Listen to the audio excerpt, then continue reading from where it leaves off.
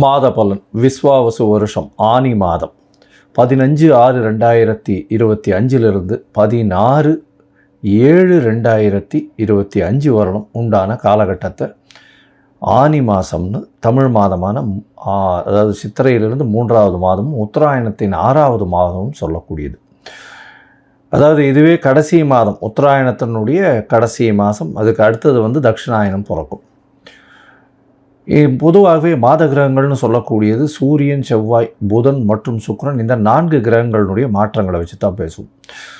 நம்ம இந்த சூரியன் ஒரு ராசியிலிருந்து அடுத்த ராசிக்கு செல்றதை வச்சு சூரியனுடைய மாற்றங்களை வச்சு தான் மாதத்தை நிர்ணயம் செய்வோம். அதனால் சூரியன் ஒரு ராசியிலிருந்து அடுத்த ராசிக்கு செல்லக்கூடியதை சௌரமான மாதம் அப்படின்னு சொல்லக்கூடிய வகையில் நம்ம தமிழ்நாடு மற்றும் பஞ்சாப் இந்த மாதிரியான மாநிலங்கள் சொல்கிறது. மிச்ச மாநிலங்கள் அப்படின்றது சந்திரமானம்னு சொல்லக்கூடிய அமாவாசைக்கு அடுத்த நாளோ பௌர்ணமியின் அடுத்த நாளோ இருக்கக்கூடிய நாட்களை மாதம் பிறந்ததாக எடுத்துக்கொள்கிறது. இந்த மாதம் ஆனி மாதம். இந்த மாதத்தில் முதல்ல வரக்கூடிய மாற்றங்கள் என்னென்ன, அதாவது கிரகங்களினுடைய மாற்றங்கள் என்னென்ன, மாத கிரகங்களின் மாற்றங்கள் என்னென்ன இருக்குது, இந்த மாதத்தில் இருக்கக்கூடிய கோல்சாரம் என்ன, அதை தவிர இந்த மாதத்தில் வரக்கூடிய விசேஷ நாட்கள் என்ன அப்படின்றத பார்ப்போம். அதற்கு பிறகு ஒரு ராசியாக மேஷம் முதல் மீனம் வரை எப்படி இருக்குது அப்படின்றதையும் பார்க்கலாம். இந்த மாதத்தினுடைய கோல்சாரம் அப்படின்னு சொல்லும்பொழுது மேஷத்தில் சுக்கிரன் இருக்கார், மிதுனத்தில் 3 கிரகங்கள், அதாவது புதன், குரு மற்றும் சூரியன். ஏன்னா மிதுன மாதம் அப்படின்றதுனால சூரியனும் 3ஆம் இடத்துல இருக்கார். 5ஆம் இடம் அப்படின்னு சொல்லக்கூடியது அப்படின்னு பார்த்தோம்னா சிம்மம். சிம்மத்தில் 2 கிரகங்கள், அதாவது செவ்வாயும் கேதுவும் இருக்குது. அது தவிர பார்த்தோம்னா 11ஆம் இடம் அப்படின்னு சொல்லக்கூடிய கும்பத்தில் சனி மற்றும் ராகு, இந்த 2 கிரகங்கள். மொத்தமாக பார்த்தலையானால் இந்த மாதம் ராகு கேத்துக்குள்ளே எல்லா கிரகங்களும் அடைபட்டு இருக்குது. இது ஒரு விஷயத்தை நம்ம கூர்மையாக கவனிக்கணும். அதனால் நம்மளுடைய முயற்சிகள் எல்லாவற்றையும் வெளிநாட்டில் இருக்கக்கூடியவர்கள், அந்நிய சக்திகள் எடுத்துக்கொள்ளக்கூடிய வாய்ப்புகள் மிகவும் அதிகமாக இருக்கும். இந்த காலகட்டங்களில் போடுகிற முயற்சி நம்மளுக்கு பெரிய வெற்றியை தரக்கூடிய காலகட்டமாக அமையும். சரி, இந்த மாதத்தில் வரக்கூடிய மாற்றங்கள் என்னென்ன அப்படின்னு பார்த்தோம்னா, சூரியன் நான் ஏற்கனவே சொன்னேன் 15/6 அன்னைக்கு மிதுனத்துக்கு வந்துடுறார். அதனால தான் ஆனி மாதம் அப்படின்னு சொல்லக்கூடியது. அதற்கு பிறகு இந்த மாதத்தில் 22/6/2025 அன்னைக்கு புதன் மிதுனத்திலிருந்து கடகத்துக்கு போகிறார். அதாவது அவருடைய ராசியிலிருந்து கடகத்துக்கு போகிறார் ஒரே வாரத்திலே. அதற்கு பிறகு 29/6/2025, அதாவது ஒரு 15 நாளில் ஆனி மாதத்தில் சுக்கிரன் அவருடைய சொந்த வீட்டில் போய் ஆட்சிக்கு போகிறார். அதாவது மேஷத்திலிருந்து ரிஷபத்துக்கு போகிறார். இந்த 2 மாற்றங்கள் தான் இந்த மாதத்தினுடைய பெரிய மாற்றங்களாக இருக்குது. மிச்சப்படி எல்லாமே வருட கிரகங்கள் அதே இடத்துல இருக்குது, அதெல்லாம் ஒன்றும் பிரச்சனை இல்லை. அதை தவிர செவ்வாயும் மாற்றம் இந்த மாதம் இல்லை.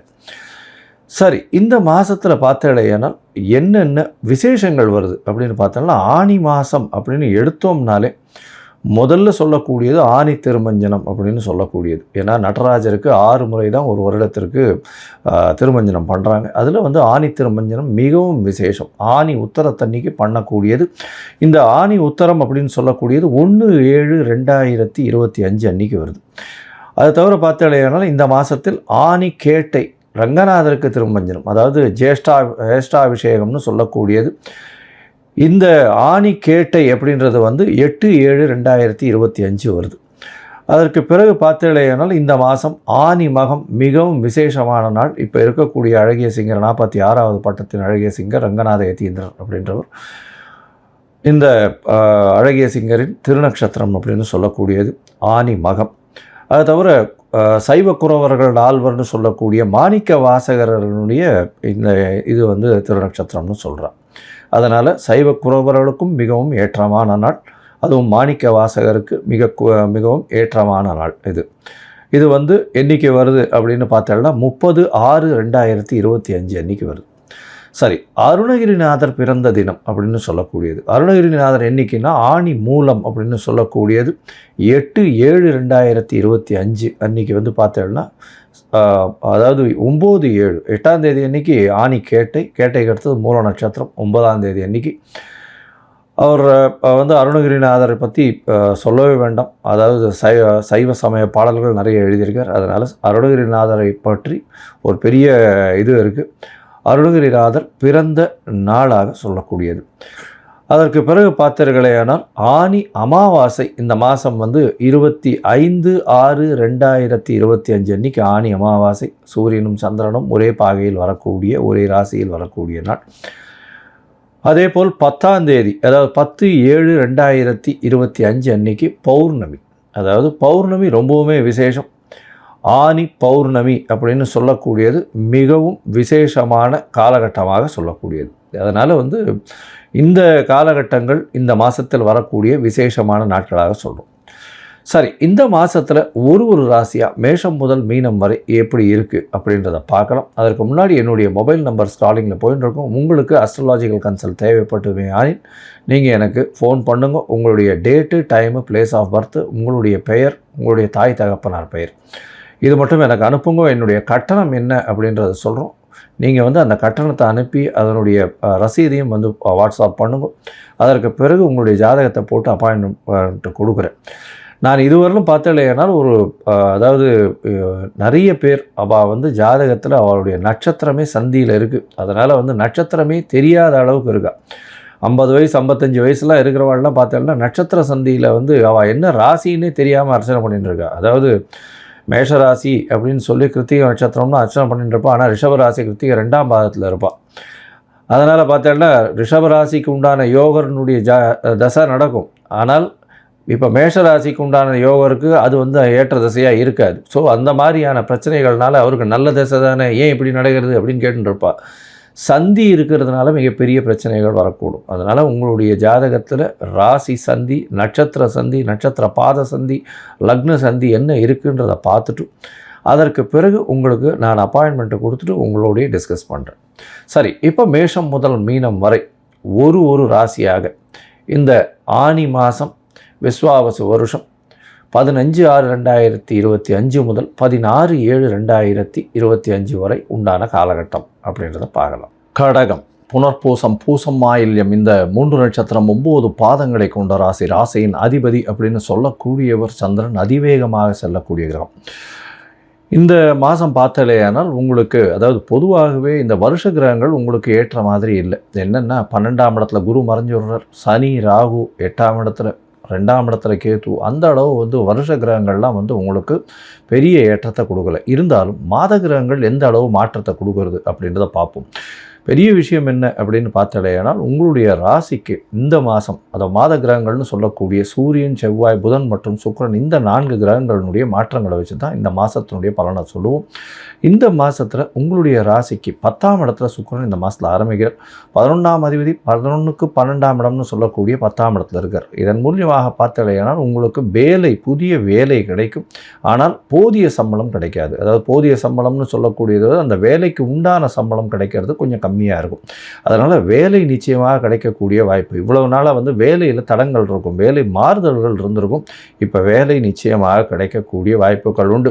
அது தவிர பார்த்தாலேயானால் இந்த மாதம் ஒரு 29/6/2025 அப்புறம் ஒரு 15 நாள் கழித்து சுக்கிரனும் 11ஆம் இடத்துல ஆட்சி பெற்று போகிறார். இதன் மூலியமாக பார்த்தோம்னா நிச்சயமாக உங்களுடைய நீங்கள் நினைத்த காரியங்கள் எல்லாமே வெற்றி பெறக்கூடிய காலகட்டமாக அமைய போகிறது. நினைத்த காரியங்கள்னால் உங்களுடைய அபிலாஷைகள் பூர்த்தி அடையக்கூடிய காலகட்டமாக அமையும்.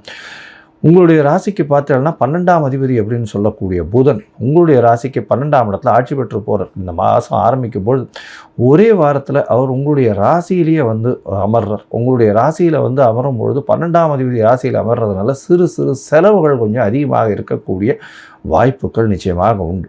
உங்களுடைய ராசிக்கு பார்த்தோம்னா 2ஆம் அதிபதியும் 12ஆம் இடத்துல போய்டுறார். அதனால் தேவையற்ற செலவுகள் கொஞ்சம் வரக்கூடிய வாய்ப்பு உண்டு. இருந்தாலும் சுப செலவுகளாக இருக்கும். ஏன்னா குரு 12ஆம் இடத்துல போய் இருக்கார். அதனால் உங்களுடைய, அதாவது 9ஆம் இடத்தின் அதிபதி பாக்யாதிபதினு சொல்லக்கூடியவர் குரு 12ஆம் இடத்துல போய் இருக்கார். அதனால் நிச்சயமாக சுப செலவுகள் வரக்கூடிய வாய்ப்புகள் நிச்சயமாக இருக்கும். இந்த மாதத்தில் உங்களுடைய ராசிக்கு பார்த்தோம்னா 2ஆம் இடத்துல செவ்வாய் இருக்கார். செவ்வாய் 2ஆம் இடத்துல இந்த மாதம் மொத்தமே இருக்கார். இதன் மூலியமாக பேச்சில் கொஞ்சம் கடுமையாக இருக்கும். குடும்பத்தில் சிறு சிறு சலசலப்புகள் இருக்கக்கூடிய வாய்ப்புகள் உண்டு. அதை தவிர பார்த்தோம்னா பேச்சில் கடுமை இருக்கும். அப்படின்னா உங்களுடைய 2ஆம் இடத்துல பார்த்தோம்னா கேத்துவும் உட்கார்ந்துருக்கிறார். நீங்கள் என்ன சொல்ல வரீங்களோ அதை வந்து அடுத்தவர்கள் சரியாக புரிந்து கொள்ள மாட்டார்கள். இதனால் வந்து மிகப்பெரிய பிரச்சனை வரக்கூடிய வாய்ப்புகள் உண்டு.